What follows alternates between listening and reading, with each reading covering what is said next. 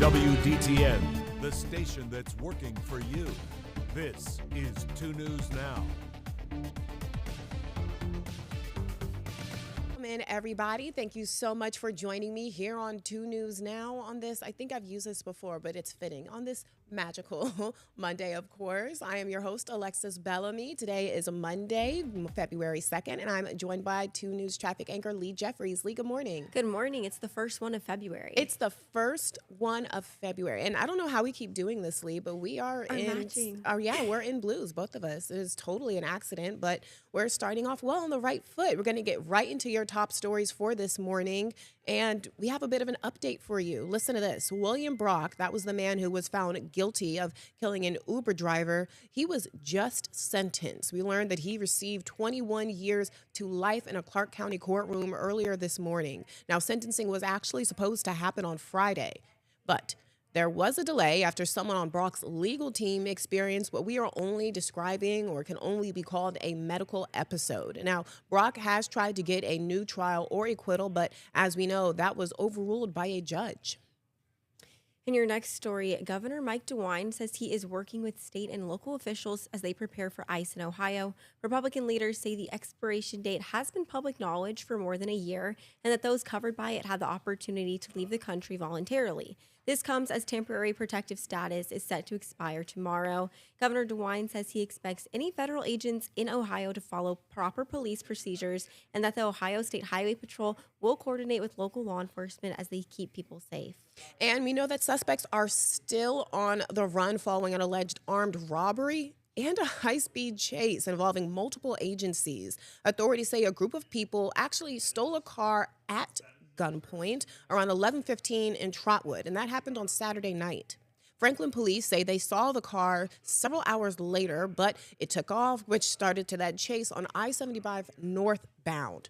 During the chase, a Franklin police cruiser lost control, hit a snowbank, and then was hit by an OSP cruiser. There was really a lot going on in this chase, you guys. Those involved in the crash are expected to be okay, and authorities say they later found that stolen car abandoned on Webster Street in Dayton. So we're not sure what other developments we can be expecting from this story, you guys, but we'll make sure to share them with you as we get them. And then the U.S. Air Force Museum is temporarily closed because of the lapse in federal funding. The closure began on Saturday, and this is going to continue until funds become available. The Department of Defense also needs to allow the museum to continue operations and define a full list of closures and reopenings surrounding Fairborn. Go to our website, WDTN.com. And we are switching gears just a little bit more about today, the actual day that is today, Lee, if that makes sense to you as a person. Special day. Special day. Today is Groundhog Day. How exciting, you guys. And while most of the country was watching Punxsutawney Phil, we have our eye on our own little Buckeye Chuck, you guys. Both groundhogs made their predictions earlier this morning. So Buckeye Chuck made his prediction at the Marion County Fairgrounds and predicted, drum roll please, if you don't know already, he did predict an early spring after not seeing his shadow, which is what we want, exactly. So he actually has a 55% accuracy rating, which is above Punxsutawney Phil's accuracy rating, which is just at 35%. So that's like a 20% difference in accuracy there. That's really interesting. So Punxsutawney Phil made his prediction of 6 more weeks of winter after seeing his shadow. So now we have both. That's really interesting. Okay, we have spring is coming, and now we have 6 more weeks of winter.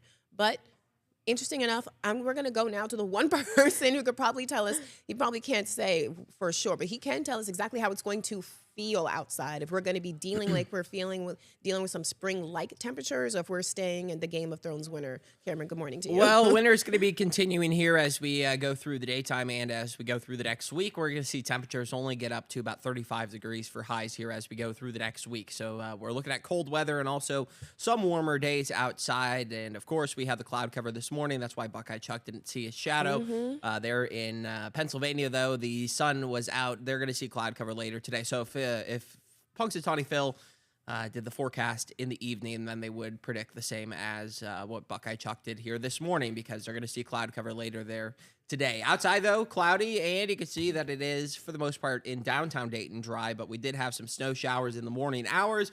Visibility for the most part pretty good. 7.8 in Salina, 7 in Wapakoneta. Everywhere else right around 8 to 10 miles of visibility. Temperatures this morning right around our highs from yesterday. 18 degrees in Dayton, 21 Fairborn, 20 in Union City. And most of the snow is actually moving out of here as we go into the 11 a.m. hour. We're going to see the chance of some isolated snow showers in the afternoon, but not looking at really anything for accumulation. We are tracking the chance, though, of some snow as we go into your Tuesday. We could see some of that drop some accumulations. Very light, though. We're not expecting what we did last Sunday. I'll have that, though, coming up on the Complete Storm Team 2 forecast. And of course, we saw, I'm not sure if anyone else saw, but some snow showers over the weekend too. They weren't too bad though. They didn't stick. I'm sure though some people probably got what's the word I want to use? Like gun shy at seeing the snow come after what we just saw a couple of weekends ago, Cameron. I mean, yeah, it's winter though, so So that means it's gonna snow. Just be prepared for more snow. I mean, yeah, it's Ohio winter. That's the fun beauty about it. That's what we're up against. All right, we'll check back in with you in just a few minutes, Cameron. Thank you. Turning to Washington now, right now the government is partially on shutdown. This has started on Friday when the Senate passed legislation that would fund the government through September. It does not include the Department of Homeland Security. DHS will be temporarily funded for 2 weeks as lawmakers negotiate reforms to immigration enforcement. The House was not in session, which is what led to the partial shutdown, but they will return to consider the legislation today, and the shutdown is expected to have little impact if it is short. And that brings us to a look at our React to That question for this morning. Your time now is 11:06. You guys, I have a question. I want to know what you think the best tech invention of the 21st century is, right? I mean, there's so many to think of. Now, Lee, I did give you a little bit of a preview, and I gave you some time to think. So, did you think? I know, because that's a hard question. I think so. There's so many. And I know this we're looking at right now is probably, not that it's a bad answer, but this is probably everyone's go-to. Lee, is this yours? I would say, because I feel like everything else just kind of built off the smartphone. So. Really? I don't know. What would you say?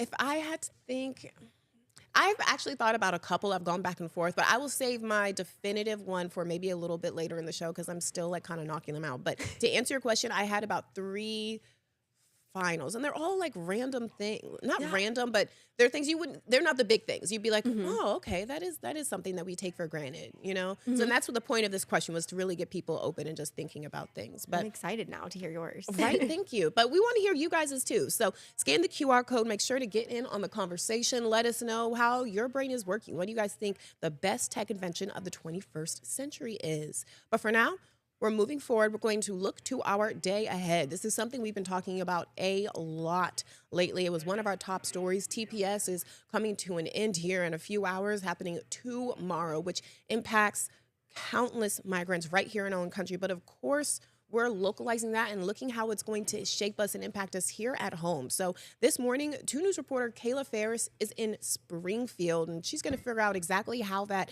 TPS ending and coming to a close is hitting us here at home. Kayla, what is happening today? You're waiting for something to go down a little bit later, right? Hi there. To use the bathroom? Oh, go ahead. Sorry. We've got her live at a store, so she is busy. Stop by, yes.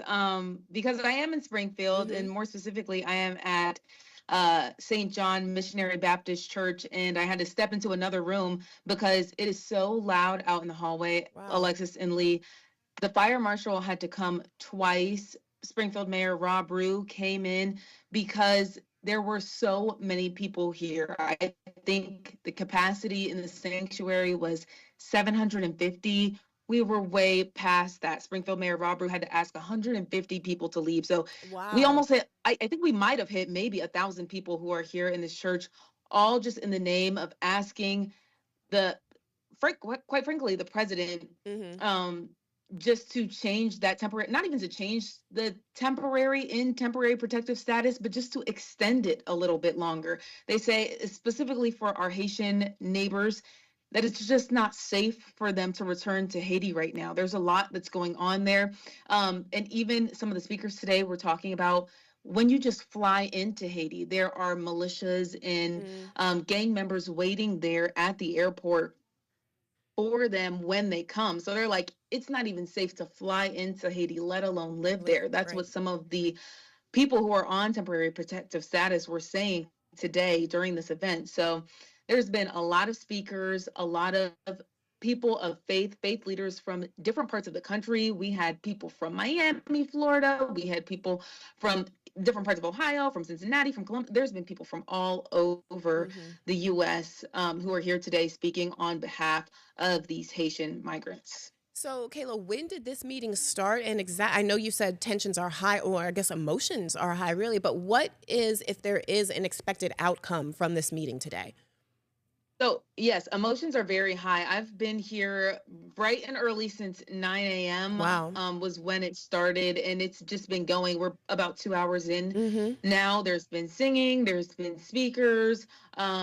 But I think the real outcome for today, what we're actually waiting on, is something that I spoke about last week on Wednesday, which is there's a lawsuit against the Trump administration with the Department of Homeland Security's decision. And in a nutshell, they're asking for temporary protective status to be extended, like everyone else here is. But there's a class action lawsuit. It's called Miet v. Trump. And they're awaiting an answer from federal judge Anna Reyes today. So that decision could come either in the next couple of hours. Right. It could come at 10 o'clock tonight. We really don't know, but she is going to either rule in favor of the people who are on TPS, who are the plaintiffs, or she is going to rule in favor with the Trump administration. We don't know, but once we find out, of course, we will update you. I will be live here at 4, 5, and 6 in our evening shows, giving you updates on what I'm seeing, hearing, and letting you hear from the people who are here. Because like I said, it is a packed house. There are tons of people here in support of these Haitian migrants. Kayla, thank you so much for sharing what you can and what you know so far with us. And this is, like I said, developing doesn't really, cover this very well. Very important, very high stakes. We'll keep our eye on this and look, like you said, for more from you today at 4 o'clock. Thank you so much. Thank you. Next up, on Saturday, the Miami University Redhawks put up their 22nd straight win of the season, beating the Northern Illinois Huskies with a score of 85-61. With the win, Miami set the Mid-American Conference record for the largest win streak in conference history to start a season. Right now, nationwide, only Miami and Arizona remain as the two lone undefeated teams in Division I men's basketball. Miami now has just 9 games left in the regular season in its quest to finish out with a perfect season. So their next game will be on Tuesday night in a rematch against the Buffalo Bulls, who Miami actually notched a win against in a 105-102 overtime thriller just 2 weeks ago. So that'll be a really good game. Kayla, those were some big numbers that you were putting up. This is a really long high streak. Scoring. And again, I can't remember. Are you a sports girly too? Are you big into sports? I have not been keeping up with Miami, though. I was about to say, I'm not, but I understood the importance of this. So I understand that this was super huge. So congratulations to them in the sporting world. Okay, coming a little bit closer to home now, the city of Kettering will be actually moving forward with the demolition project at a local shopping center. Listen to this. The Wilmington Heights Shopping Center will have multiple buildings demolished, and that's all in order to be in compliance with the city's property maintenance code. The contract with App Architecture will focus on mostly vacant buildings in the shopping center. The project is expected to cost nearly $80,000. So we'll see exactly what comes from that as this moves forward. Your time now is 11:14 or almost 11:14 rather. We are going to take a quick break, but when we get back, we are giving you a longer look at what is happening in weather and how the weekend went, what you guys did, and some of the activities. We'll be right back. 2 News Now, brought to you by Universal Windows Direct. Hi, I'm Dan, the owner of Universal Windows Direct of Dayton. This is Bowie. He's been sniffing out the coolest winter deals for you. For a limited time, buy 2 windows, get 2 free. Get $250 off for patio doors and entry doors, $1,500 off for roofing, and $2,000 off for siding. Plus this week, 24 months interest-free financing for all products. Keep the cold out and the savings in. Give us a call now. Universal Windows Direct.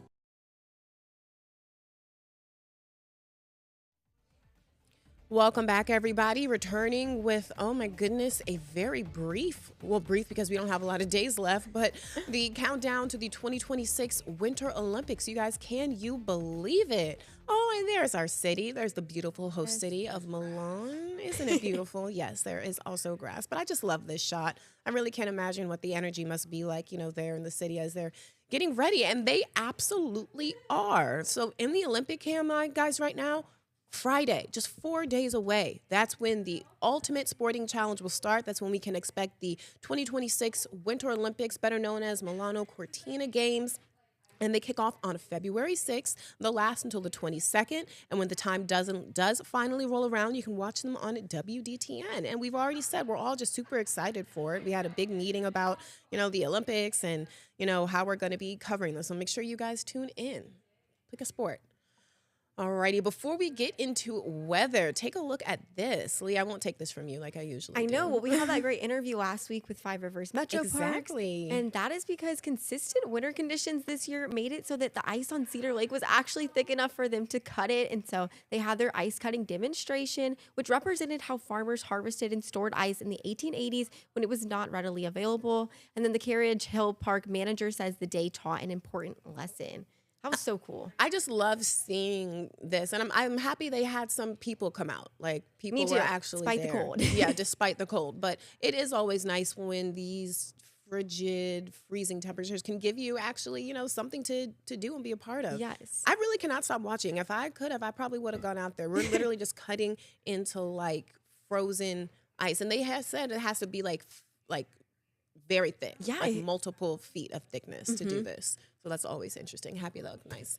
Alrighty, so Cameron, before we get into your weather, you have to react to that question for today. Tell us about your 21st century tech invention. What is it? Could the internet be one?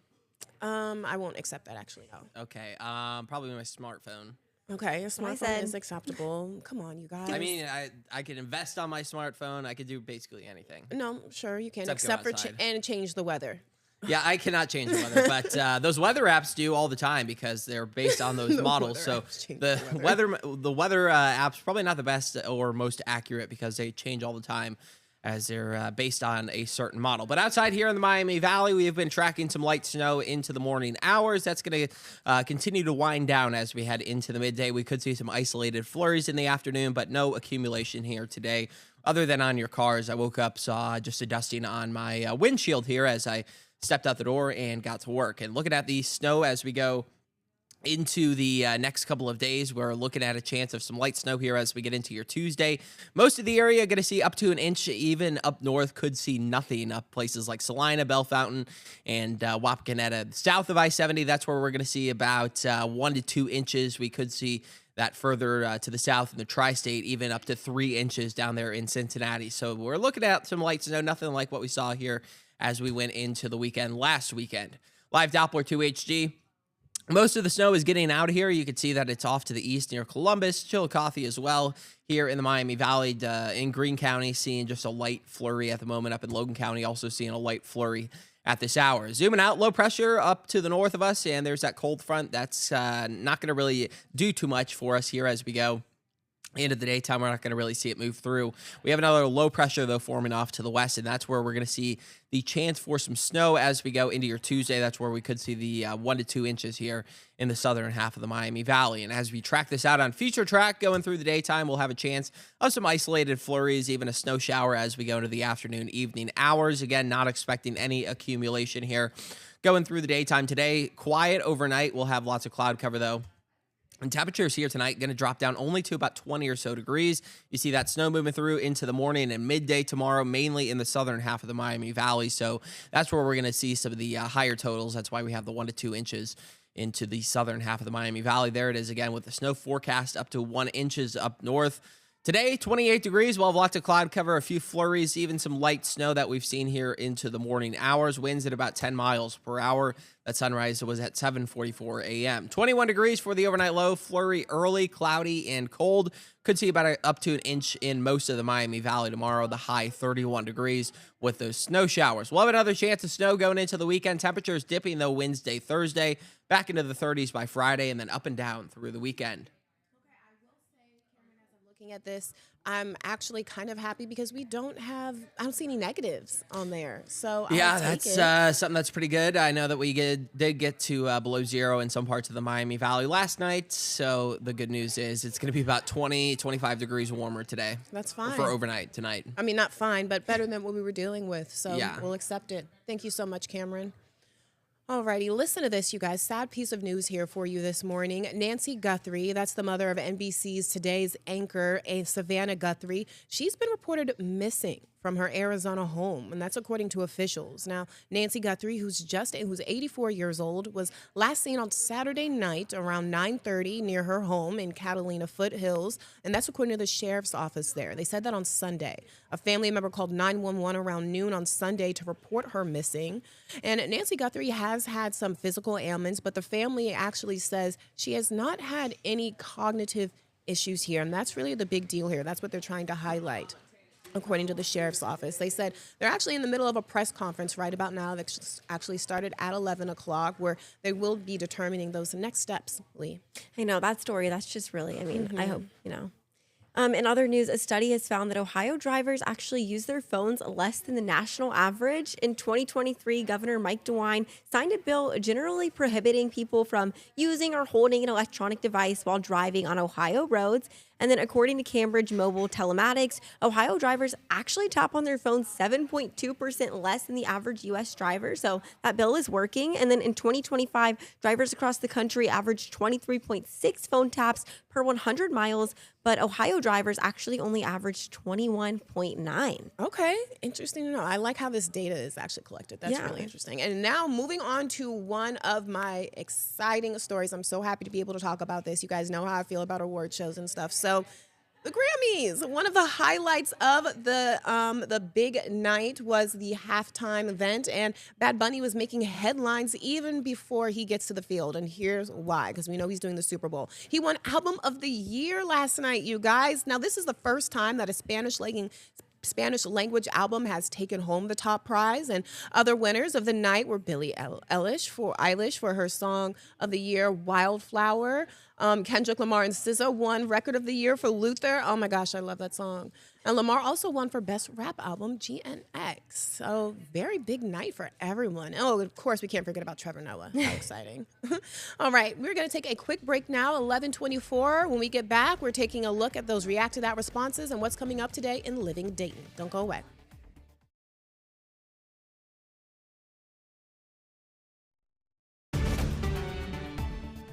Jumping directly into those React to That responses for this morning. So the question is, what do you think is the best invention of the 21st century? Tech invention at that. So let's listen to what you guys have to say. Listen, Andy says, unquestionably, the smartphone. Yep. I think that was easy. Okay, everyone over here is nodding. All right. And Moon says, Elon Musk Starlink. As of January 2026, there are more 11,000 satellites all over. It has been known for reaching out for better than any transmission ever in space and Earth. That is certainly a tech invention for sure. I can't think of anything more techy than a satellite.